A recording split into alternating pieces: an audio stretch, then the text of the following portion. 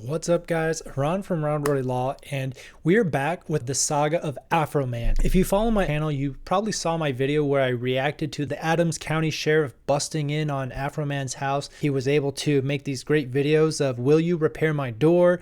and lemon pound cake. But now Afroman has gotten sued, and the worst part is he has gotten sued by the exact police officers and the county's sheriff that came into his house in the first place. So in this video, we're going to break down the lawsuit and what's likely to happen. But before we do that, smash that like button. It really helps out the YouTube algorithm, and it helps small creators like me. Ron from Rohde Law. I'm an attorney based in Dallas, Texas, and I own a commercial real estate law firm. We help real estate investors buy real estate. Now that we got that out of the way, there's been a new lawsuit just filed against Afroman, aka Joseph Edgar Foreman. And as we go down this, it's very interesting to see who is suing Afroman. Everybody listed here. First of all, it's putting your name out in the public spotlight again. So if you're really concerned about publicity, I don't think that filing a public lawsuit using your actual names is the best move. So that's strike number one against these plaintiffs. But I digress. The point is they're suing in their individual capacity. They're listing their names, and it's important to note that the sheriff's department, the county, the police department, they're not a party. So there is no state actor on this other side. They're purely acting as private individuals. And that's important because later we'll get to their acts that give them some rights, but how they've sued. Okay, so who they're suing: Afroman individually as a person, Hungry Hustler Records, Media Access, as well as all these other John Does, which if you read later in the lawsuit, they explain that some of these John Does are companies that are involved that may be liable and received profits, but they just don't know who they are. Okay, at all relevant times, these individuals are deputies with the county sheriff's office, and they basically go through, and in the factual background, I have some issues about whether it's true, but at the heart of it, they say that they conducted a search on their resident. They had a warrant. His residence was equipped with several video cameras which recorded the search, including the faces and bodies of many of the law enforcement officers involved. That in and of itself is not illegal, and there is a tremendous public interest in recording police officers when they are serving the public in the line of duty. And that is just an incredible law. I think it's been upheld as a constitutional benefit from the Supreme Courts in America have been debating this issue, honestly, for tens of years. Recording police while they're doing their job, right? Arresting somebody in the middle of the street, they're conducting a traffic stop. Is it legal to record police when they're, quote, doing their job? And resoundingly, the answer has been yes. It is in the public interest to record police while they're doing their job. They don't have an expectation of privacy, all those things. So it summarizes again, he posts the video. I think they're talking about the song here. It's very catchy. This one is kind of funny. Okay, this is the lemon pound cake guy. I love this description that this gets into a legal document. Sean Cooley beside an image of Peter Griffin. They're just comparing the big bellies there. Good morning, ladies. Who makes a better lemon pound cake, Peter Griffith or this plaintiff, Sean Cooley? So I think it's just kind of funny, and you really just have to roll with it because otherwise, there is no humor in this world, and he's advertising the album. Okay. They go through and they describe all of the lemon pound cakes. Will you repair my door? And even if it's on YouTube, right, that's monetizing, I get it, but it still doesn't matter. Why is this important? It's important to distinguish how they were videotaped and what they were doing. They were uniformed police officers or sheriffs in the line of duty executing something in a public space or an area, that they were serving a warrant. And so there is no right to privacy. There's no reasonable expectation of privacy. And in fact, there is a freedom of speech, right? This is becoming a constitutional issue that he is allowed to record them while they're uniformed police officers on duty performing, acts of service, and they have no right to hide.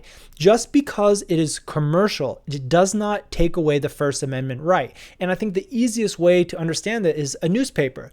You get these newspaper acts. People used to take pictures of people in the street committing some crime or allegedly, The newspaper is monetizing this. They're making money from selling copies of the newspaper, and your likeness is being used, quote, without your consent, because you have a right to photograph it. And the key issue is really just who owns the photograph, because what we talk a lot about in these days is copyright and imagery use. We don't talk about the subject necessarily. It's just who takes the photo, and do they have a right to be there? Do they have a right to take the photograph? Yes. Then that's the person who owns the image. There's no debate here. Afroman owns the images. He's the one that owns the cameras. He instructed them to take. Freedom of speech. There's a First Amendment right to be able to share the activities of police officers while they're in uniform conducting their duties. And it doesn't matter if it's for commercial use or not. There's a tremendous public interest, okay? Let's break that down a little bit, because I think there's an important distinction if they're acting in their role as regular citizens, okay? If you have a guy in plain clothes walking down the street on a Saturday morning and you run up to him and you take his photo, you don't ask for permission, he's in a public space, you're allowed to do that. You are the owner of that photograph and you can use it however you want. What you can't use it for is commercial purposes. And that is the main difference is, do you have a right to take that photo? Is there a public interest in taking that photo? If it's a regular person that's not in uniform, that's not on duty, no, there's no public interest in just documenting this person and then you promoting their likeness for commercial gain.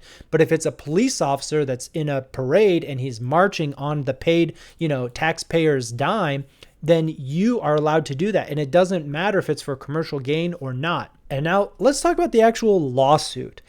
First of all, these guys had really no basis being in his house. Okay, I know they had a search warrant, but that warrant was total BS. It was weak and nobody should have approved that.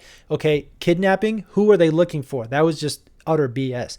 So these people who are trying to sue, they're not suing in their police capacity, but they absolutely should have unclean hands, okay? And for Lemon Pound Cake guy, this is for you, literally. And this is a doctrine of law that says if you do something wrong first, you are not allowed to sue the other party for damages that they do to you. And it's just, again, it makes total sense. And this kind of happens like from criminals. If somebody breaks into your home and then they cut themselves on the glass, they can't sue you for negligence or for a tort of battery because they're the ones who have unclean hands. They're the ones that broke into your house. This is the common law. This is the way it used to be. I know that in some crazy places like California, this is no longer true, where the criminals sue you when they break their arm. But for the most part, common law, for most places that have kept their sanity, that is unclean hands is an enforced doctrine. Okay.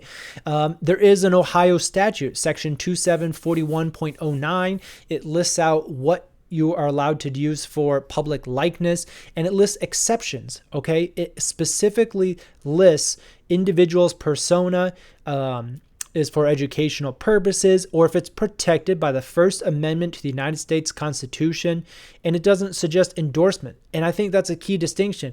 He's not on there with a big thumbs up saying, I love Afroman, and he's not endorsing it. He's just his photo, non-doctored, non-photoshopped image is being put out there.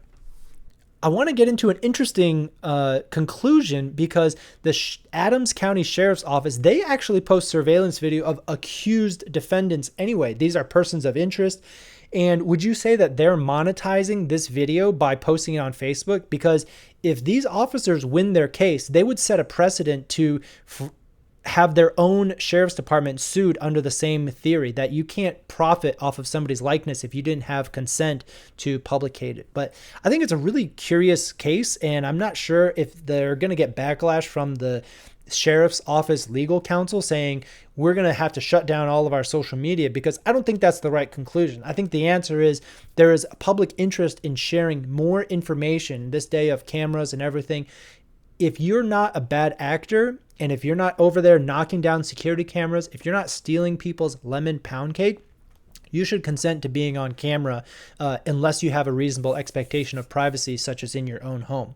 So what's gonna happen with this lawsuit? I can tell you, it's just going to bring more attention for Afroman. He's going to sell more mugs. He's going to get more views, more clicks, and Afroman is still going to be the biggest winner out of this case. Afroman, if you're looking for an attorney to defend you, hit me up down below. I'll put my email in the comments. I would say he's going to win the case, okay? These cop plaintiffs have no case. There's no jury that's going to convict them. And even at a bench trial, the judge is just going to roll his eyes at this entire thing and toss this lawsuit. So Afroman's going to win.